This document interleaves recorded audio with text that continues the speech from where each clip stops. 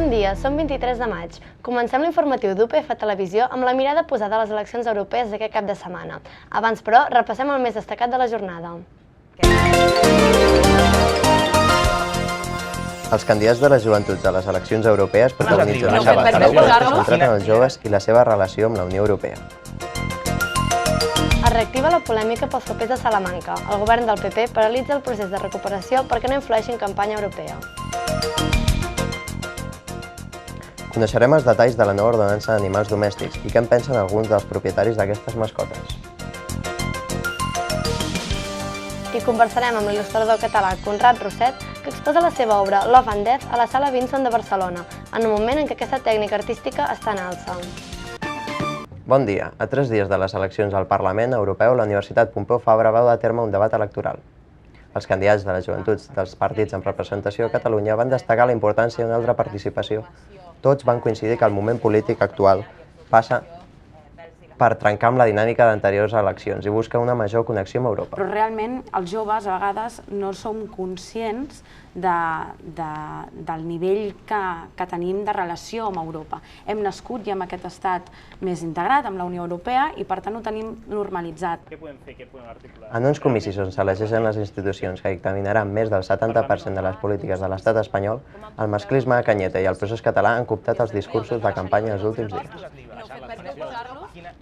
Es parla molt poc d'Europa i de fet a la campanya i com a una mica d'autocrítica en molts casos es parla molt de política nacional i poc de política europea. El debat no va ser una excepció i també es va moure en alguns moments en aquesta línia.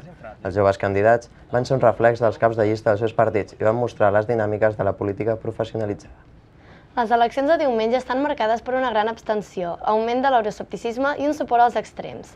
L'abstenció ha estat una constant en les passades eleccions. Ara, influenciat per la crisi social i econòmica, l'euroscepticisme irromp amb força en un panorama europeu que veu com partits tant d'extrema dreta com d'extrema esquerra desafien l'estatus quo dels partits tradicionals.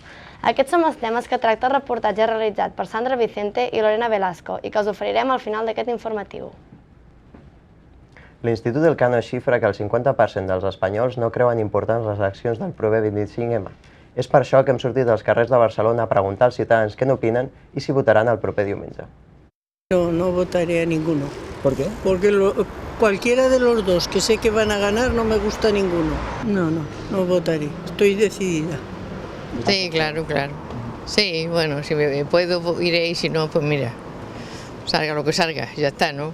No voy muy de acuerdo con todos estos, con la política que hay, pero intento, no sé, votar al que más le fastidia. Sí, ja tinc decidit i aniré a votar.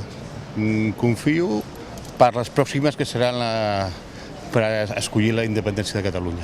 Si Europa es decidirà el futur, la Comissió per la Dignitat continua reivindicant el passat per recuperar la història. El govern del PP, segons la pròpia comissió, no vol que aquest tema interfereixi en la campanya electoral i és per això que ha paralitzat el procés. Aquestes imatges són de fa 75 anys, quan les tropes franquistes van entrar a Barcelona. L'endemà mateix de la caiguda de la ciutat, el govern de Franco va començar a buidar els arxius de la Generalitat, dels ajuntaments i d'algunes famílies. Des de cartells fins a informes i banderes viatjaven cap a Salamanca, d'on gairebé la meitat d'aquesta documentació encara no ha tornat.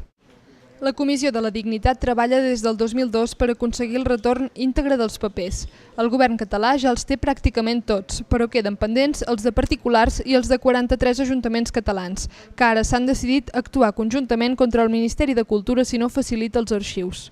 El Ministeri ha rebut totes aquestes peticions que teniu aquí, reclamant per part dels acords dels consistoris el retorn d'aquesta documentació. I si el Ministeri no retorna, aquests ajuntaments que han fet el primer pas de petició estan disposats, i ho farem amb la Comissió de la Dignitat conjuntament, a presentar un recurs contenciós administratiu. Des del juliol de 2013, tots els arxius catalans estan digitalitzats i, per tant, a punt per tornar als seus propietaris. Segons la comissió, el Ministeri ho retarda perquè creu que podria perjudicar el govern espanyol en les eleccions europees. És objecte de greu preocupació per nosaltres el fet de que unes eleccions puguin ser adduïdes com la raó principal per la qual no es pugui portar a terme una operació de restitució de documentació que, com hem dit abans, ja fa 10 mesos que està absolutament preparada.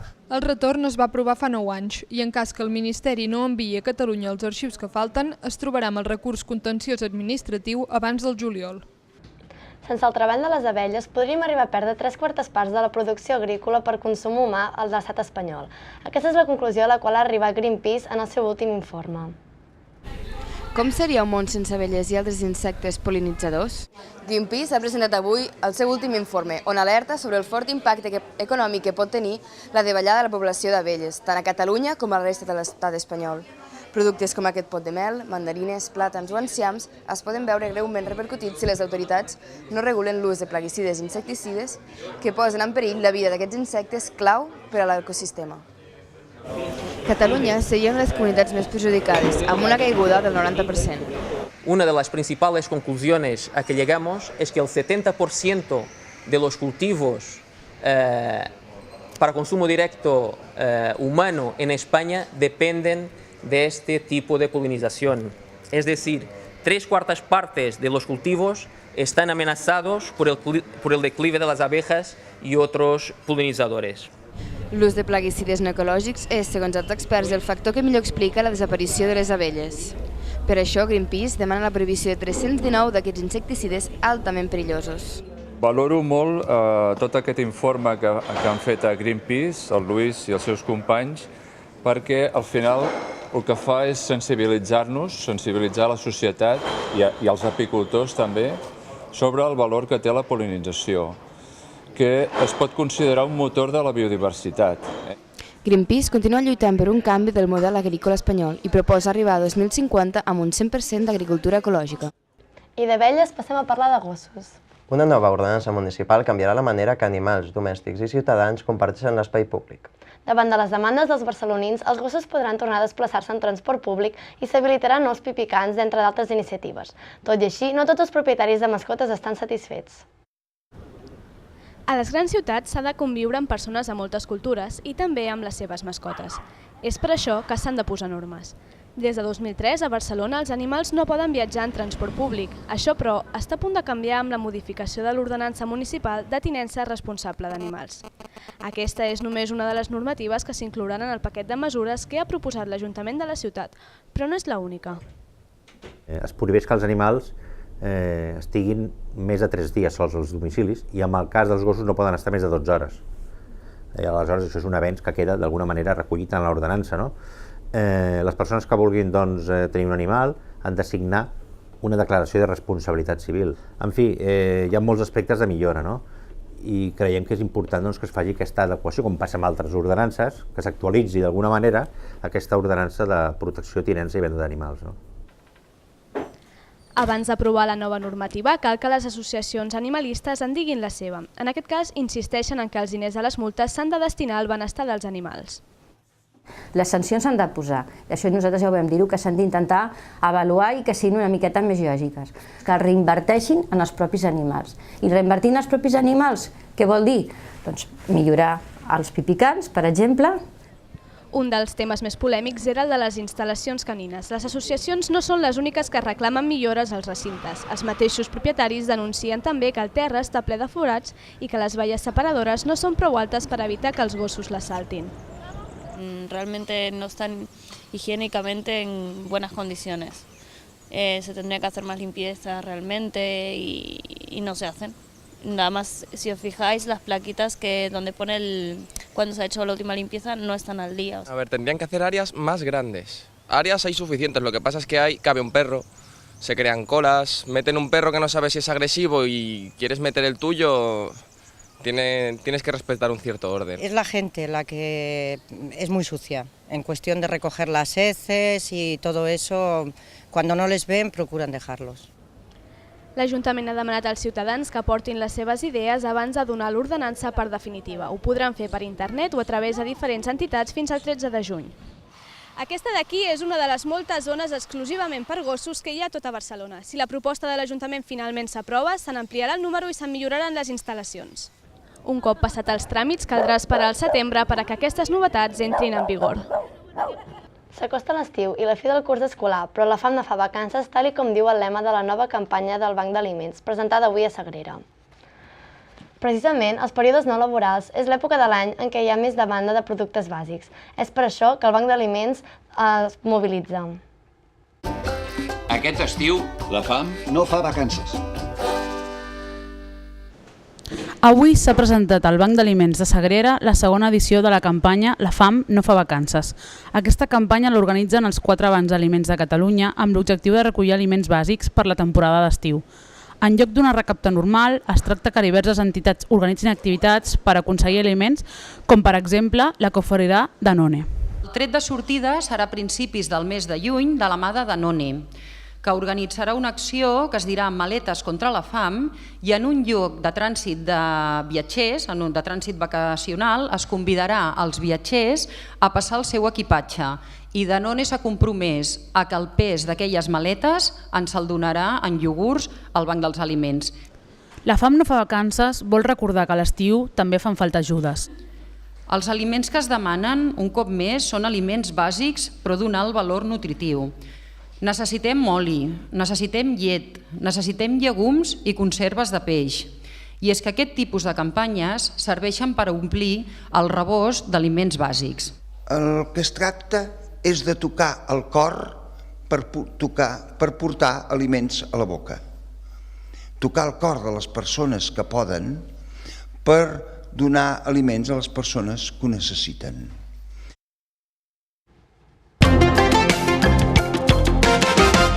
Influeix la llengua materna en el nostre pensament? Segons un estudi conjunt de la Universitat de Chicago i la Pompeu Fabra, la llengua que utilitzem en el nostre dia a dia condiciona la resposta que donem a decisions morals. D'aquests trens circula molt ràpid acostant-se a 5 persones estirades a la via, però no pot parar. Només un objecte pesat al mig de la via el frenaria. Ara imagineu-vos que teniu al costat un home força gros, tan gros que pot servir per parar el tren. L'empenyaríeu a la via per salvar les 5 persones? Un estudi conjunt de la Universitat de Chicago i la Pompeu Fabra ha descobert que les respostes a aquesta pregunta varien si la contestes amb la teva llengua materna o no. Abans de parlar amb la investigadora que ha fet l'experiment, ho hem comprovat. A aquests 3 joves els hem proposat el problema en castellà, l'idioma que fan servir habitualment i amb el qual en teoria han de prendre decisions més emotives i sensibles que racionals. 2 d'ells han contestat que no empenyarien l'home a la via i un que sí. Plantejant la mateixa qüestió en anglès a 3 noies, també espanyoles, la resposta canvia. Totes 3 coincidirien a empènyer l'home per salvar les 5 persones. Que cuando hablas un idioma extranjero que no controlas muy bien, que entiendes, pero tampoco lo utilizas cada día en la vida en tu vida normal, pues no tienes la misma relación emocional con este idioma, así que no percibes las acciones de la misma manera. S'ha arribat a la conclusió que les decisions preses en llengua estrangera són més pragmàtiques que si es plantegen en llengua materna. La mayoría del tiempo ves más el fin de tu decisión. Por ejemplo, bueno, sabes que está mal de matar a una persona, pero si sabes que vas a salvar 5, pues lo vas a hacer más en idioma extranjero que en tu idioma nativo. De moment, tot l'estudi s'ha fet amb un qüestionari en paper. El proper pas és entrar al laboratori per investigar aquesta vegada les reaccions físiques davant els dilemes morals. La venda de llibres ha caigut un 25% en els últims 4 anys. Aquesta situació obliga els botiguers a replantejar el sector. El plaer de la lectura ja no és suficient per atraure al públic. És per això que es vol combinar amb atractius. Contactem amb l'Iris Vieiras, que es troba a la llibreria Etcètera del Poble Nou. Llibreries tradicionals com aquesta, on només es venen llibres i articles de papereria, són cada vegada menys freqüents. El públic està canviant i per això en els últims anys han aparegut establiments que, a més de llibres, ofereixen altres productes i activitats, com tertúlies o servei de cafeteria. Parlem de les noves llibreries. Tastar un llibre mentre prens un cafè. Això és el que ofereix Noia Lliu, al carrer Amistat, un establiment amb només 6 mesos d'història que va canviar la vida del seu propietari, un periodista amb un nou concepte de les presentacions de llibres. Jo vaig dir que si deixava el meu ofici per posar-me darrere d'un taulell a cobrar i a mirar amb un ordinador si tenien uns llibres que la gent em demanava, que per això no deixava el meu ofici. I per tant, jo volia alguna cosa més. Volia una llibreria que fos un centre d'activitats culturals, de foment de la lectura, de creació d'una comunitat que va molt més enllà del barri. Per tant, des d'aquest punt de vista jo estic més que content, més que satisfet. La gent em pregunta si jo estic content i jo sempre els dic que jo no. estic en un estat ara mateix superior, que és el de felicitat. I de Poblenou anem al Guinardó, on trobem la Roca Guinarda, al carrer Xiprer. La botiga ofereix des de llibres fins a joguines i menjar ecològic, a un preu reduït. Una cooperativa veïnat dels 70 que volia omplir el buit cultural del barri. Ens vam lligar la manta al cap, vam fer propostes i una d'elles va ser la creació de la cooperativa. Com a forma que ens semblava que era la més adequada en el moment i amb el que nosaltres buscàvem, que era un espai on tenir un servei de llibreria, on abastir-nos d'altres serveis si era necessari i tenir un espai cultural, on poder intercomunicar-nos. Però anant més enllà, fent que fos un marc cultural d'intercanvi d'inquietuds. I l'última parada és al carrer Nicaragua. Helios, amb més de 60 anys d'història, va començar sent una perruqueria masculina. Actualment ofereix servei de cafeteria i també ven llibres i premsa. En principi no era una llibreria, era una perruqueria. Va haver un temps que va ser perruqueria i llibreria. Vaig fer la cafeteria quan la llibreria va començar a baixar d'una manera estrepitosa. Però és un suport imprescindible. Si tingués només llibres, no hi hauria tanta gent. Les grans llibreries s'han tancat totes. Així, sembla que al segle XXI els llibres no són suficient atractiu per sostenir un negoci. Serà aquesta innovació la clau per la supervivència dels llibreters? Mentre les llibreries no passen pel seu millor moment, els il·lustradors estan de moda. Un dels artistes amb més renom internacional en català és Conrad Roset, que aquests dies ha obert la seva nova exposició a la Sala Vinson, titulada Love and Death. Aquesta és la mà de l'il·lustrador Conrad Roset. Nascut a Terrassa i reconegut internacionalment, ara torna a exposar a Barcelona, a la Sala Vinson, després de més de 2 anys sense fer res a la ciutat. Roset és famós sobretot per les seves muses, retrats molt sensuals de cossos femenins. Però l'artista ens ha explicat que aquesta vegada s'allunya del que ha fet fins ara i tracta noves qüestions darrere del títol Love and Death, amor i mort. Són dos conceptes que t'ajuden molt a crear peces i no sé, va sorgir així una mica d'improvisació. A partir del títol vaig anar creant aquestes noves obres i ben content, la veritat. El responsable de la Sala Vinson, Lluís Capdevila, ens ha explicat com funcionen les exposicions. En aquest cas és una proposta, perquè creiem que el Conrad Roset és un il·lustrador referent a Barcelona i que, a més ha sabut treballar molt bé el fet de donar-se a conèixer a través de les xarxes socials. I ha fet que des d'un petit estudi s'hagi donat a conèixer quasi a nivell internacional.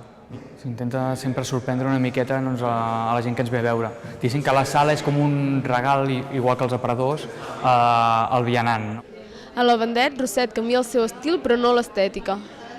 Senzillament m'agrada, crec que és molt estètic. Jo tampoc intento explicar res de l'altre món, senzillament intento fer obres que m'agradin molt veure, que a la gent li agradi molt de veure, bueno, això ho intento.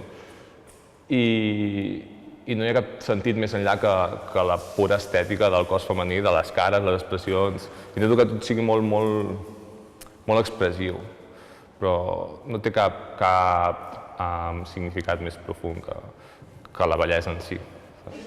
L'exposició es pot veure a Vinson fins al proper 31 de maig. Mentrestant, Roset seguirà treballant en nous projectes, com un llibre d'il·lustracions infantils o diverses campanyes publicitàries. I fins aquí l'informatiu d'avui. Gràcies per la seva atenció. Us deixem amb el temps de la mà de Paula Solana. Fins la propera.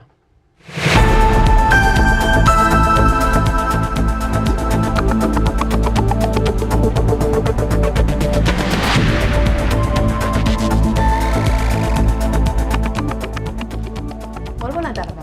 Durant el dia d'avui, els núvols dominaran bona part del litoral català, amb algunes excepcions a la zona del Montsià i el Delta de l'Ebre. A les comarques de Lleida s'espera una forta pujada de les temperatures, tot i que aniran acompanyades d'un vent sec de ponent que es farà notar durant tota la tarda.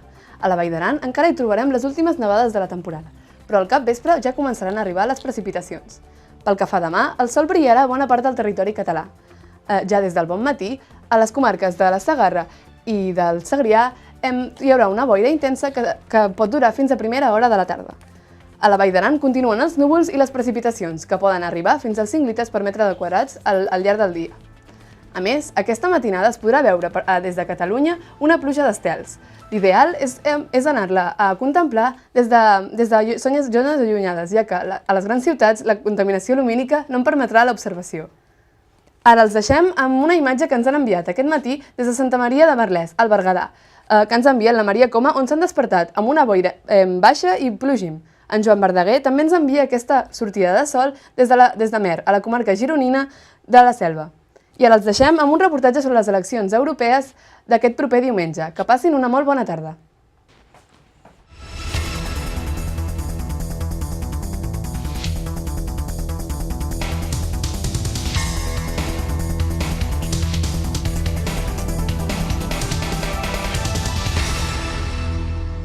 Quan pensem en la Unió Europea, ens venen al cap conceptes com la moneda única o la lliure circulació de persones. Ens fa l'efecte que estem connectats perquè pel carrer podem veure turistes o fins i tot comerços de tot arreu de la Unió. Però la realitat econòmica i sociopolítica d'Europa ha canviat amb l'arribada de la crisi. La creació de la moneda, de l'euro, 10 anys després s'ha vist que era insuficient. Mai s'ha aconseguit realment fer del ciutadà al Parlament Europeu o fer les institucions més properes als ciutadans. La Comunitat Europea no ha sigut sempre acceptat per tots d'una manera completament homogènia i favorable. El ciutadà no percep que siguin eleccions importants i les veu com de lluny. El motiu d'aquest allunyament és la complexitat de les institucions. La funció de la Comissió, el Consell i el Parlament no queda clara al ciutadà que no veu que les decisions preses a Brussel·les l'afectin directament. Però això no és ben bé així, ja que vora el 60% de les lleis nacionals han estat plantejades a Europa. El proper 25 de maig se celebren eleccions al Parlament, el braç legislatiu i l'únic òrgan que el votant escull de manera directa. L'Eurocambra estarà formada per 751 diputats, dels quals 54 seran espanyols. Els parlamentaris s'agrupen en famílies ideològiques com el Partit Popular Europeu o l'Aliança de Socialistes i Demòcrates, que són els grups majoritaris. Aquests comicis són especialment importants perquè per primera vegada els grups parlamentaris proposaran un candidat per presidir la Comissió Europea. Martin Schulz, candidat dels socialistes, o Jean-Claude Juncker pels populars són els qui tenen més números per rellevar l'actual president Durão Barroso. El que guanyi és el que haurà de presidir la Comissió Europea. Això no està tan clar. Han de tenir en compte qui ha estat la força guanyadora, no pas el nom. Per molt poc que els agradi el candidat que proposi el Parlament Europeu, si el Consell de Ministres, o sigui, els caps d'estat i de govern, no tenen en compte aquest nom, el missatge tan negatiu que estaran enviant a la ciutadania després d'una vegada més haver creat unes falses expectatives que no compliran. Aquest és un dels canvis introduïts pel Tractat de Lisboa, que busca fer desaparèixer l'imatge de dèficit democràtic i lluitar contra la baixa participació característica d'aquestes eleccions. El que hem tingut sempre ha sigut una caiguda amb els índexs de participació. Això és una cosa que no és nova, ja portem molt de temps. Progressivament han baixat la participació des d'un 60 i tants % fins a les passades un 40%. Perquè jo crec que una mica hi ha el tema de la desafecció del ciutadà amb la política en general. Això ve donat perquè no hi ha una font d'informació directa entre les institucions europees i el ciutadà. Europa no sap comunicar.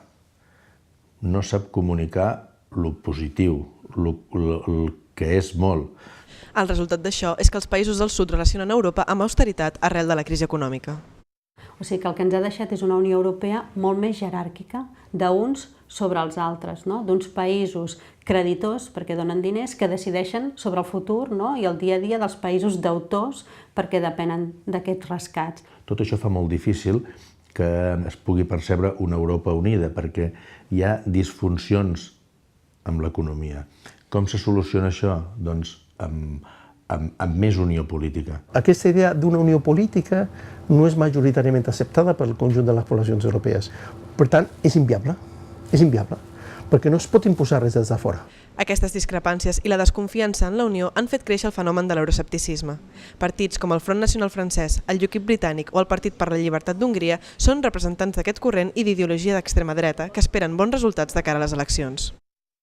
Estan creixent euroescèptics a la dreta i a l'esquerra de l'espectre polític i al nord i al sud d'Europa. Des del ben començament de la integració europea hi ha hagut un euroescepticisme, hi ha hagut oposició a la Unió Europea, hi ha hagut eurocrítics. Aquestes forces euroescèptiques es presenten a les eleccions dient que el seu objectiu és fer implosionar la Unió Europea des de dins. O si realment aconseguissin tenir tanta representació en nombre d'escons, com diuen algunes enquestes. Això els hi dona de cop i volta una presència exponencial. Quan més es demana que hi hagi integració, els països o les persones que estan més en contra d'aquesta nova identitat europea reaccionen de forma més violenta votant a partits euroescèptics. De l'extrema dreta, l'euroescepticisme es basa en arguments econòmics que són els països del sud ens estan xuclant els diners, estem posant els nostres llocs de treball en perill perquè la gent del sud vingui a robar-nos els nostres llocs de treball.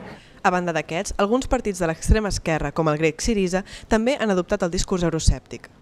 Des de l'esquerra cap a l'euroescepticisme és sobretot el que a Europa representa una economia liberalitzada, és una Europa dels mercats i no de les persones. Són, per tant, dos discursos diferents, però que tenen una cosa en comú, i és la crítica més o menys ferotge a l'estatus quo europeu actual.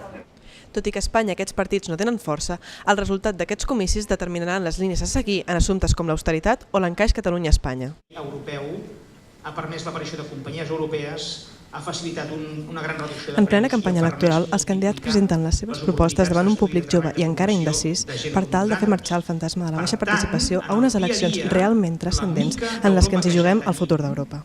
Sandra Vicente, UPF, Barcelona.